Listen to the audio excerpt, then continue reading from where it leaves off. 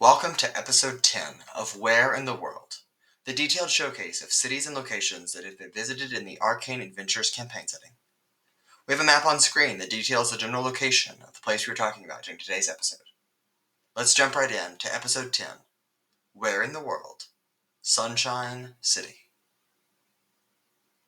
The gentle waves of the day-ridden ocean crash onto the sandy shores of the Selis Archipelago, where palm trees gently sway in the wind, and a bustling settlement mixes with the crystal-clear waters of the surrounding ocean, creating the best tropical vacation spot.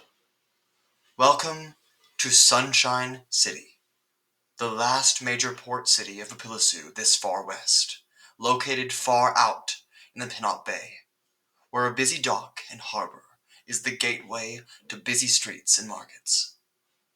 From the docks and beaches, to the markets and the many streets, to the luxurious houses and pristine architecture throughout the city, Sunshine City is a welcoming home to people from all walks of life. Along the shorelines, in close proximity to the harbor management, Councilor Linnea makes her residence. More inland, a number of merchant and shopping districts mix well with most homes and structures. Towards the city center, a large structure is home to the government offices of the city and the region of Selis as a whole. Nearby once stood the glorious Church of Bahamut, surrounded by other churches and shrines, as religious gatherings were at the heart of the city's culture. The city of Bahamut and the other churches were vandalized and most recently destroyed. Not far from here, on the north side of the area, a number of grand manors for the city's wealthy and noble elites stand, and where the most impressive one, the Soul Manor, once stood before it too was destroyed in a fire explosion recently. Further inland from here, other residences exist, and a few early towers, copying designs from next city across the bay, are beginning to be constructed. Perhaps the most elegant sight in the city is that of the beaches at sunset.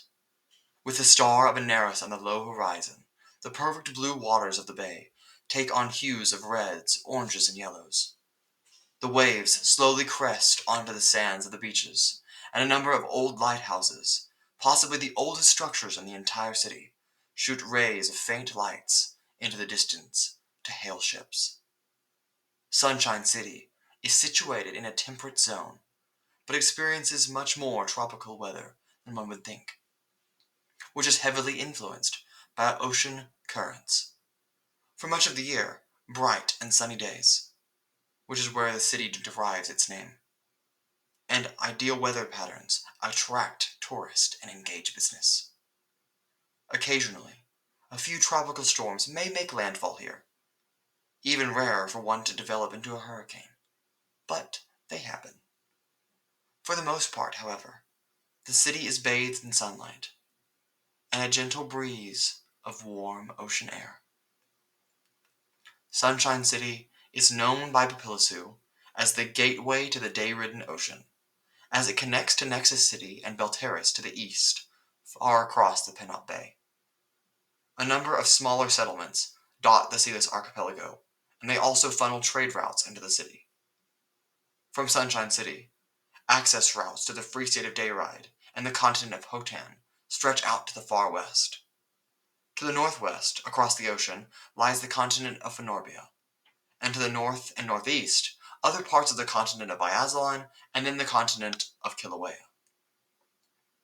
We hope you've enjoyed this closer look at the sandy shores of Sunshine City, the poster child of vacation and tourism, mixed with trade and travel here in the sun.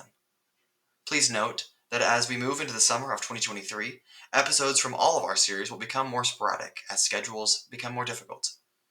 We'll be making content available when possible, and we'll resume a more normal schedule in August. Anyway, that's all for today's episode of Where in the World. We'll see you next time.